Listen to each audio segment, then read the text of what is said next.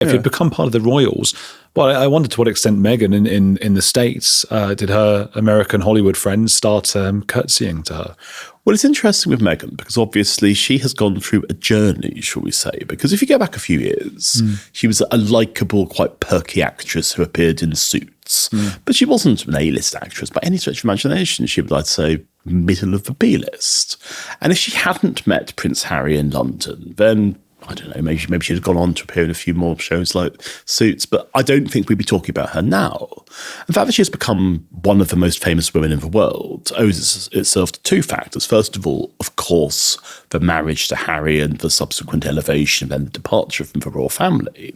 But secondly, it's the way that she has basically stage managed everything. And I don't look at Harry as a man who's stage managing stuff. I look at him as a man who's basically making it up as he goes along. I was looking at her and there is a plan. There was a 5-year plan, a 10-year plan, and so on. And I would strongly recommend that none of your listeners or viewers watch her Instagram account because it is absolutely nauseating. But what's very interesting is everything about it is very carefully done.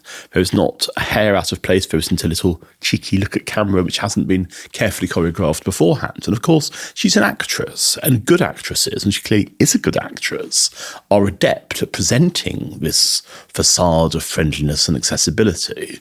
But underneath it, you're looking at the coldest CEO imaginable. You're looking at somebody who has ruthlessly monetized an image, who has ruthlessly taken her family, as you can see from her most recent show, and used those children as essentially props.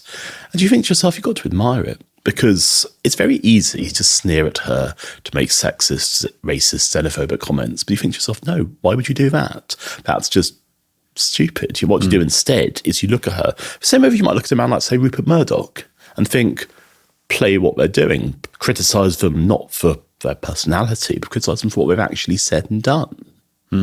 I wonder if the counter-argument would be, though, yes, she's obviously very famous now, has all the money she can ever need, although they have these lavish lifestyles that, who knows how long that will even last.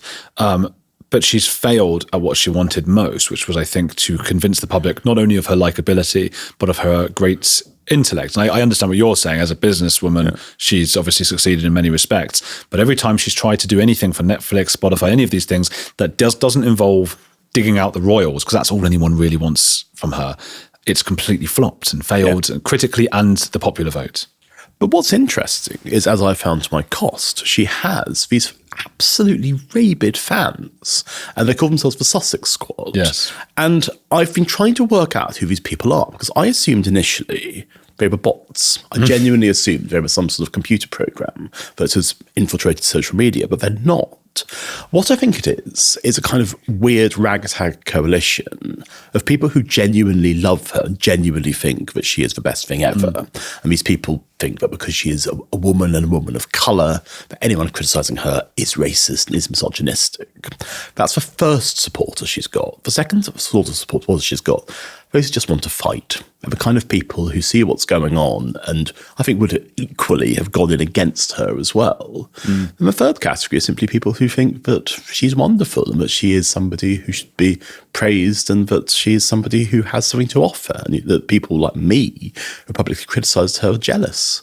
And you see this, and it's fascinating because these people, I've noticed, are very, very nasty pieces of work, a lot of them. But on the other hand, from my perspective, I dish it out, I have to take it. So you've had some encounters with those guys, the Sussex Squad. But again, with the internet, you can never really get a good idea, a good grasp of how large that is. There's always going to be someone as famous as Meghan, even if there are just a few hundred mad fans, obsessive fans, that feels like a lot on Twitter when they're all having a go. So, in the sort of popularity, in the UK and the US, she seems to always be down. And it looks like Netflix have, it's like they've signed this long contract. So they just keep having to put out this stuff. And they throw it all out at once, didn't they, that series? Rather than like, every week, one of Meghan's episodes. It didn't feel like they had confidence in it, did it? Well, what they did is they commissioned 2 seasons at the same time, which meant they were filmed at the same time as well. So this rather strange thing that after the first half of With Love, Meghan came out, which was absolutely critically pilloried, not just by people like me, who can be accused of having an axe to grind, but people in the left wing of the liberal media as well. I mean, The Guardian, Marina Hyde in The Guardian was actually one of the harshest people about it.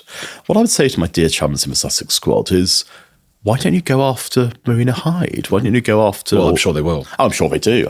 But I mean, I suspect that Marina Hyde's attitude towards it is much like my attitude towards it, that at the end of the day, these keyboard warriors are people that you can't take seriously, because if you had a genuine case to make for the Duchess of Sussex, make it publicly. Go and write articles about it, write books about her, because Omid Scobie wrote that book, Finding Freedom, yes, which was enormously successful. And I think that was the high watermark of the Harry and Meghan campaign, because I think there genuinely was a sense, after their quasi-abdication, after the Oprah show, I mean, do you remember that Piers Morgan was essentially fired for saying that she was a liar after she went on Oprah Winfrey? Gosh.